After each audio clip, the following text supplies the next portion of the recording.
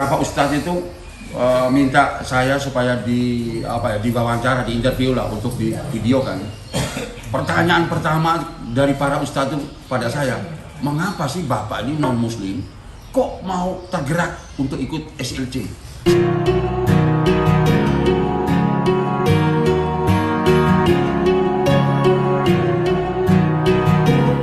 Sedangkan jaringan saya yang muslim, kok saya ngajak kok susah Pak? Saya datang sendiri.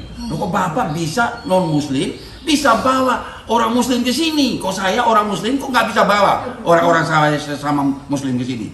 Saya bilang gini.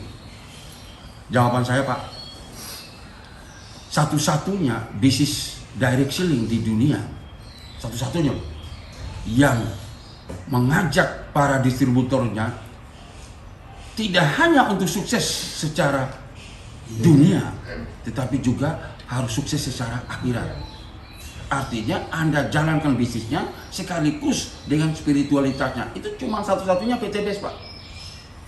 Karena ini menjalankannya dengan dua hal yang berbeda ini jadikan satu Pak. Makanya PT BES itu saya yakin sampai kapanpun dia susah sekali untuk bangkrut, untuk rugi, untuk bermasalah. Itu susah. Apa sebab? Ada keterlibatan Allah di dalam usaha ini.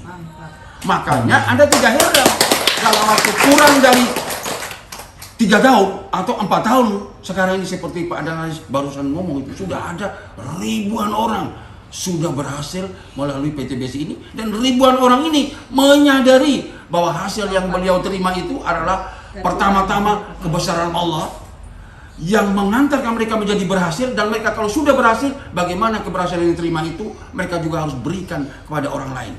Dan itu Anda perlu catat, saya bilang sama Pak Ustadz, bahwa memberi kepada orang lain itu bukan hanya di Al-Quran yang ada tulisannya. Semua agama itu ada di kitab suci itu, memberi ke orang lain itu hukumnya wajib.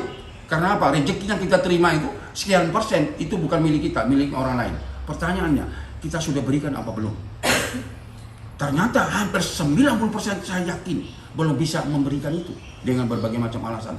Tapi Anda lihat di PT BES ini, kita diajak melalui SLC supaya kita disadari bahwa apa yang kita terima itu bukan 100% milik kita. Kita harus menjadi saluran berkat bagi banyak orang lain.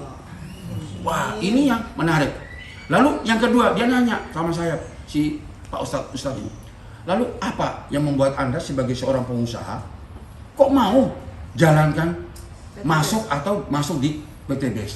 Usaha saya itu modalnya miliaran, untungnya kecil, resikonya tinggi, waktunya lama. Saya masuk di PT BES, modalnya kecil, untung besar, waktunya cepat, tanpa resiko, tidak ada pusing. Dan itu saya buktikan sebagai pengusaha. Saya masuk di sini, ternyata 3 bulan loh, saya terima kurang lebih 600 juta tuh dari PT BES ini.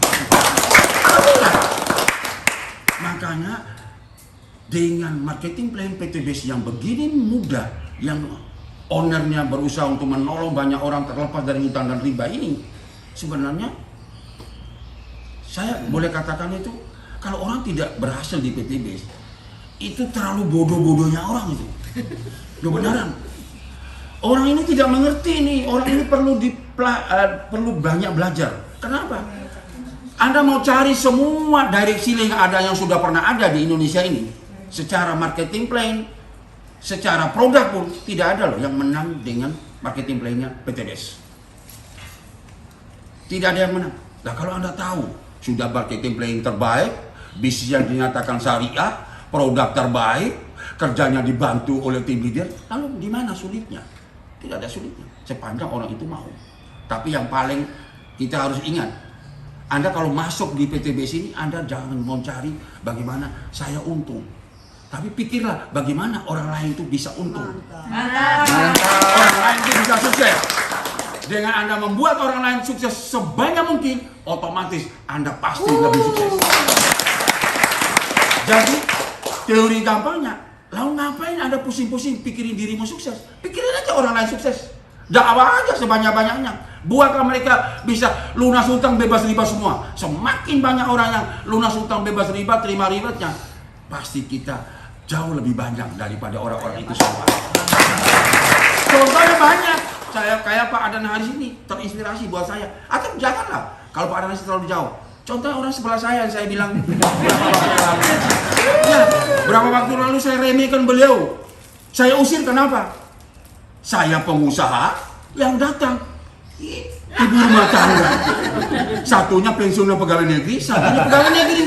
Bicara sama saya soal bisnis. Ini orang gila apa ini orang gila. Daripada pusing-pusing saya, pergi. Tapi hari ini saya bertobat. Loh beneran. Saya nangis terseduh-seduh loh di mana tuh? Di SLC. Saya pikir lagi ini, beliau ini orangnya fly keler kayak gini bisa terima ribet banyak loh. Inspirasi banget saya. Orang kayak gini aja bisa, lalu jalan-jalan bisa rekeningnya berbunyi terus. Lalu kenapa saya yang pengusaha itu harus pusing dulu, kerja dulu, ngurusin karyawan, baru dapat uang? Lah lebih baik ini saya ikuti jalannya. Ini benar, ternyata benar. Hanya dalam waktu singkat. Hari ini rekening saya juga walaupun belum banyak seperti beliau atau apalagi Pak Nanari, tapi bunyi juga. Iya. Tadi malam Anda tahu ya, jam 12 malam jaringan di beliau nih, course lain saya, nggak ada untung buat saya. Itu kepala kantor pariwisata Kabupaten Kebumen. Saya tunjukin pendapat saya per harinya. Wow, heran dia. Heran. Bapak, mohon maaf, saya bukain aja. Satu hari saya dapat berapa sih? Bapak lihat. Ini, bukain. Mulai tanggal 1 sampai tanggal 30. Oh, kok bisa kayak gini, Pak? Makanya Bapak biar pejabat, bayarannya kan 1 bulan sekali kan. Anda lihat ini nih, pakai celana pendek, baju kaos, ini tiap hari bayarannya gini loh. Akhirnya apa Pak Haris? Masuk langsung priority juga di PT Box tadi malam. Tadi malam Pak, saya pikir itu Pak Analis. Terima kasih. Wassalamualaikum warahmatullahi wabarakatuh.